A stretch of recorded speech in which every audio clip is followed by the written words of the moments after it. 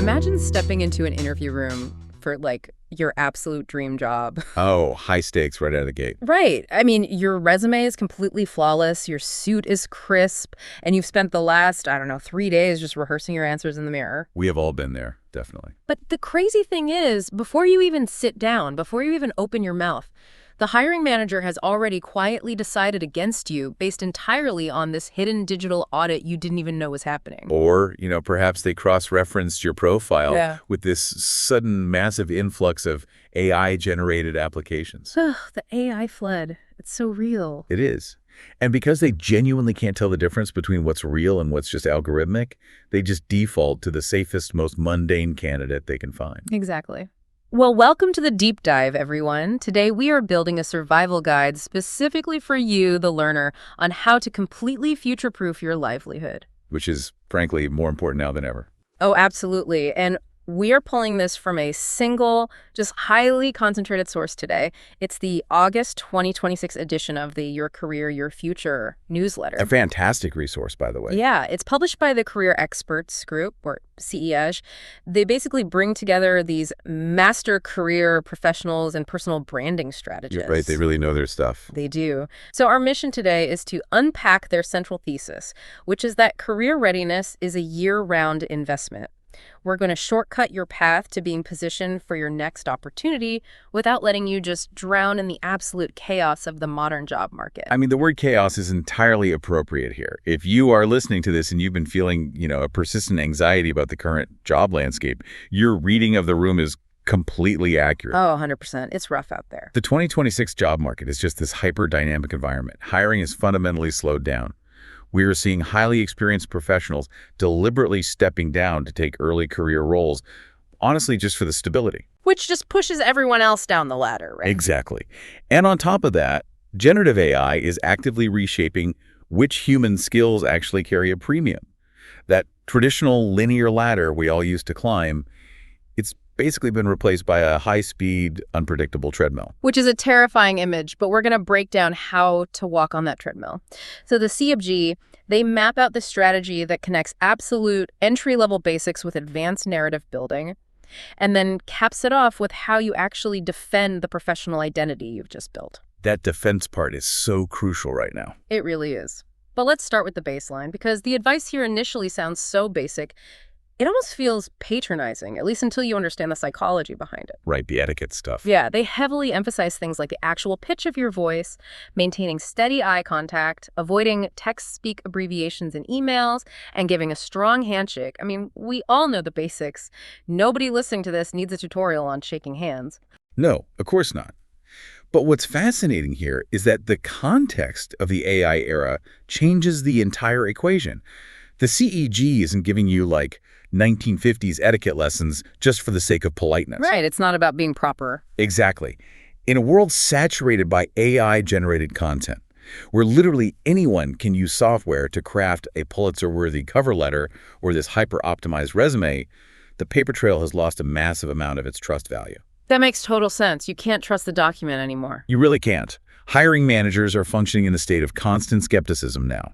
So when they finally meet you, they are subconsciously over-indexing on the physical, in-person etiquette. Because it's the only thing they can verify in real time. Yes. The handshake, the active listening, the unprompted act of just silencing your phone and putting it away, these are the only remaining unhackable proofs of human competence. Unhackable proofs. I love that phrasing. It's like the ultimate firewall against AI skepticism, because artificial intelligence can fake your work history, but it cannot fake your emotional intelligence in real time. Precisely. It proves you're a functioning human. Right. And the newsletter extends this baseline risk assessment out to the digital sphere with what they call a digital audit. They cite data showing that over 70% of hiring managers screen candidates online before extending an offer. 70%. That is a huge number. Massive. We're talking about shedding the old .edu email address, ensuring your social media footprint doesn't contradict your professional claims, things like that. It's all about consistency across the board. Okay, let's unpack this for a second. Is doing a digital audit and updating your email address basically like, cleaning your apartment and hiding your embarrassing college posters before a first date? You want the person to judge the current version of you, not the version of you from 5 years ago. I mean, the mechanics of that analogy definitely hold up, though I'd say the stakes are decidedly more permanent here. Fair point. A messy apartment might ruin a date, but a chaotic digital footprint removes you from the hiring pool before you even know you're in it. Oh, wow. So you don't even get a chance to explain yourself. You don't. When an employer conducts that audit, they aren't looking for reasons to hire you. They are actively looking for reasons to eliminate you. It's a reduction process. It's basically a disqualification round. Exactly. If they see a lack of attention to detail in your public presence, the psychological leap they make is immediate. If they cannot trust you to manage your own basic public image, well, they assume they cannot trust you to manage a complex client relationship or a sensitive internal project. Okay, so you have to survive that initial elimination round. You pass the baseline risk assessment, your digital footprint is super clean, your phone is away, and you project that unhackable human competence. Now opportunity actually knocks and you're finally sitting in the interview chair. This is where things get really challenging for most people. Yeah, the CE argues that most people completely fail at this next phase because they rely on memory under pressure. Like someone gets an interview invite on Tuesday for a Thursday slot, right? A classic scramble. Right. And they spend Wednesday night in a cold sweat trying to magically recall the exact revenue impact of a project they finished like 3 years ago. It's a nightmare. So the newsletter advocates for building an interview preparation story library as a living document long before you ever need it. And that is so smart because memory is notoriously unreliable, especially under the physiological stress of an interview. Cortisol just completely wipes your recall. Oh, my mind goes totally blank when I'm stressed. Exactly. Building this library proactively means you are systematically capturing specific metrics, cost savings, customer satisfaction gains, exact percentage increases, while the data is still fresh in your mind. You're just banking it for later. Right. You are archiving examples of conflict resolution or leadership in real time. But, and this is key, a collection of data points is basically useless without a delivery mechanism. You have to know how to actually tell this story. Yes. The CEG introduces structured frameworks to organize this raw information into actual narratives. They highlight 2 specific acronyms for this, STAR and BOLD. Let's dig into those mechanisms because they are super useful. STAR is situation, task, action, result, and relate. And then BOLD is brand alignment, obstacles, leadership, and discernment. Both are incredibly effective if used right. I want to look closely at STAR for a second, specifically that final R. The classic version of this method that everyone learns is just STAR situation, task, action, result. The CEG deliberately adds relate to the end. Why does adding that one single step fundamentally change the interaction? What's fascinating here is that adding the relate component shifts the focus from your past to the employer's future. Oh, that's interesting. When you only provide the result, you are essentially demanding that the hiring manager do all the cognitive heavy lifting. They're making them figure out how your past success applies to their current problem. And they probably aren't going to do that work for you. They definitely won't. By actively adding the relate step, you synthesize the value for them on the spot. You might say, something like, and the reason I'm sharing this result is because I see your team is facing a similar bottleneck in customer onboarding, and the framework I use could be directly adapted here. That is brilliant. You transform yourself from just a candidate reciting a history report into like a consultant solving their immediate problem. Exactly. You're doing the translation work for them. Which actually brings up the most fascinating and maybe honestly the most controversial tactic in the entire newsletter. The CEG says you should answer the underlying competency, not the specific scenario the interviewer asks about. Yes, this is a very advanced move. The example they use is, if an interviewer asks you about a time you led a corporate merger, here's where it gets really interesting. But wait, if an interviewer asks me about a merger and I haven't actually done one, and I suddenly start talking about a massive software rollout I managed, isn't that just dodging the question? I get why it feels that way. Right. Won't a smart hiring manager see right through that and assume I'm just spinning things? Well, they will absolutely see through it if you try to disguise it. The strategy only works through total transparency. You don't ignore the premise of their question. You explicitly reframe it. Okay. How does that work in practice? Well, interviewers use specific scenarios, like a merger, as a proxy. They aren't usually looking for a literal one-to-one match of historical events, because honestly, no two mergers are the same anyway. Right. The specifics would be different no matter what. Exactly. What they actually probing for is your ability to manage anxious stakeholders, to communicate through profound uncertainty, and to lead teams through structural change. Ah, I see. It's the mechanics of leadership they care about rather than the specific label on the project. Yes, exactly. So the execution requires saying something very direct, like, I have not personally led a corporate merger. However, the core challenges of a merger are managing stakeholder anxiety and operational downtime, which is exactly what I navigated when I led our team through a deeply complex, company-wide system implementation. Wow. You acknowledge the gap in your specific experience right up front. Yes, but you immediately pivot to the underlying competency they're actually trying to assess.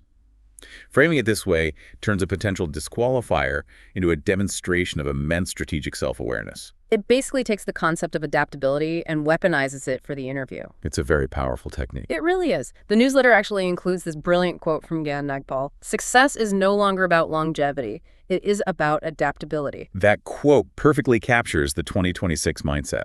It really does. And that is the perfect pivot point for the listener right now, because once you have this vault of historical stories built, you can't just, set it and forget it. The deep dive moves from archiving the past to aggressively projecting the future. The C calls this the future self brand audit. Right. And the core premise here is treating your professional identity with the exact same ruthlessness that a major corporation treats its product line. Okay, I love a good corporate analogy. Think about it. A successful corporate brand does not sit on its 2015 catalog forever. They discontinue outdated products to make room for innovations that actually align with where the market is heading. They kill their darlings, basically. Exactly. The audit forces you to ask yourself, does your public profile reflect the professional you are becoming? Or is it just an anchor tying you to the work you used to do? Man, that's a tough question to ask yourself. But the newsletter gets very specific about how to actually execute this. It means literally archiving older milestones, deleting bullet points about projects that no longer serve your trajectory. Which can feel scary, letting go of past wins. It really can. But it means shifting your narrative from a work portfolio, which just shows finished historical projects, to a learning portfolio. This highlights your current curiosity, right? Like the industry trends you are actively tracking or the certifications you are currently studying for. It proves you are in motion. And that momentum is exactly what employers are looking for. Yeah.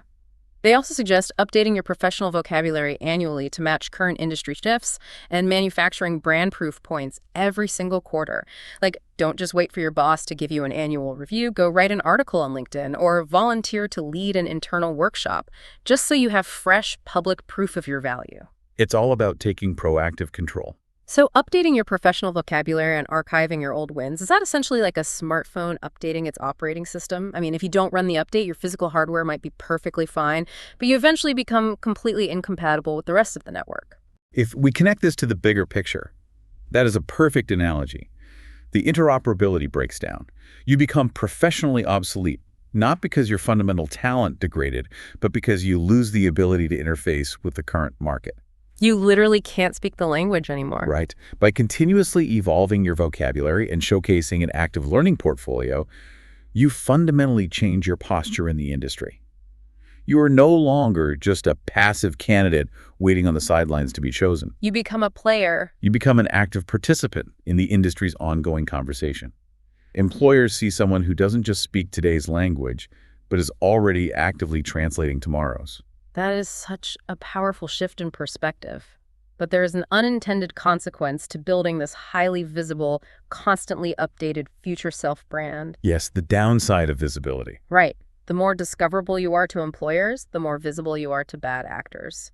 The newsletter is very clear-eyed about the dark side of this visibility, which brings us to the final component today, defending your professional identity. It's unfortunately a necessary skill now. The modern digital landscape is a zero-trust environment. The moment you step into the public square to build your network, you are bombarded by noise, disinformation, and highly sophisticated malicious activity. They specifically warn against the psychological toll of your information diet, which I found so interesting for a career newsletter.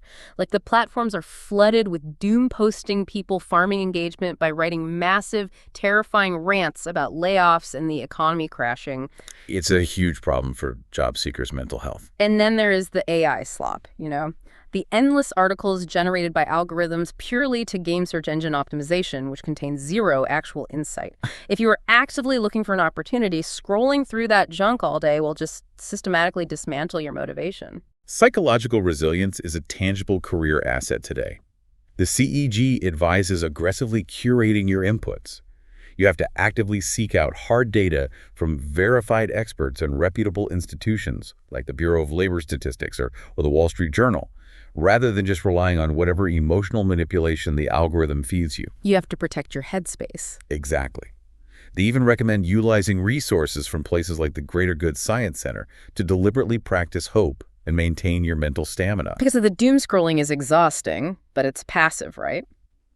The newsletter then pivots to the active threats, the 2026 scam landscape. And wow, we aren't dealing with obvious typos in an email from an imaginary prince anymore. No, the scams have evolved dramatically. Scammers have totally weaponized the specific cocktail of hope, urgency, and vulnerability that defines the job search. They are executing these impersonation scams where criminals literally copy the exact names, high-resolution headshots, branding, and credentials of legitimate career coaches and hiring managers. It's terrifying how convincing they can be. They will clone a real person's LinkedIn profile just to approach you. They offer fully remote jobs with wildly unrealistic compensation packages.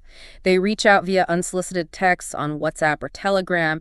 They apply this intense artificial time pressure. Always the urgency. Always. They ask for payment in cryptocurrency or gift cards for, quote, home office training equipment, or they attempt to extract your social security number before a formal interview has even taken place. So what does this all mean for you, the listener?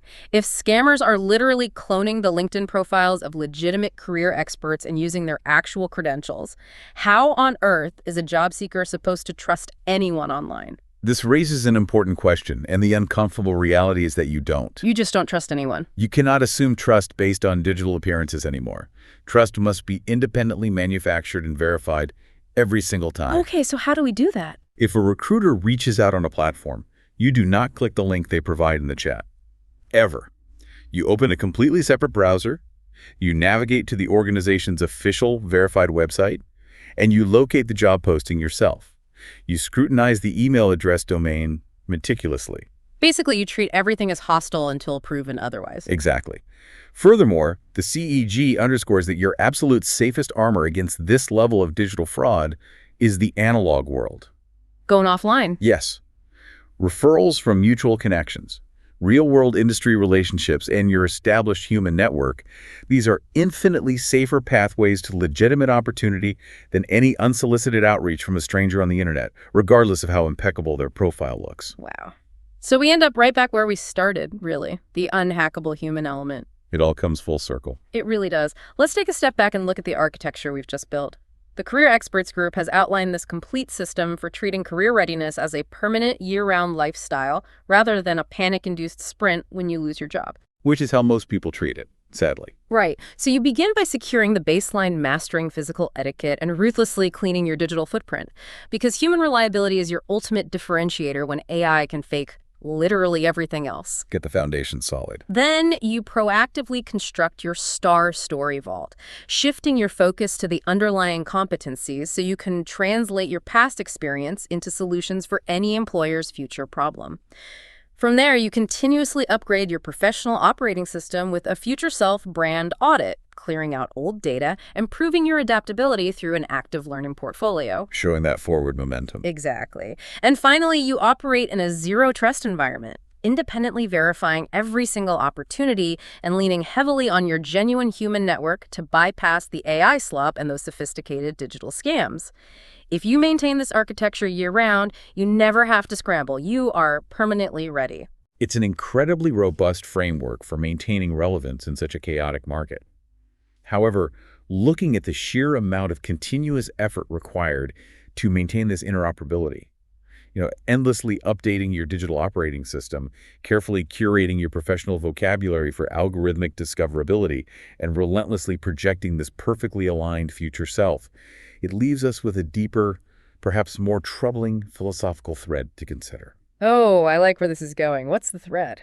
Well, if our personal brands must exist in a state of perpetual evolution just to serve market expectations and automated filters, at what point does managing the appearance of your career risk completely overshadowing the actual meaningful work you are trying to do in the present? Oh, wow. That is a heavy question. How do you reconcile the relentless modern demand to be highly visible with the quiet, fundamental necessity of actually being valuable? That tension right there, the friction between performing the work and actually doing the work, is the tightrope every professional has to walk now.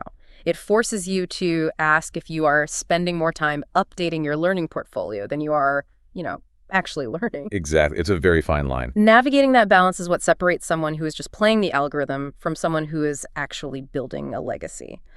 Well, that gives us all something to chew on. Thank you for joining us on this deep dive into the 2026 job market. Keep updating your operating system, verify absolutely everything, and above all, keep learning.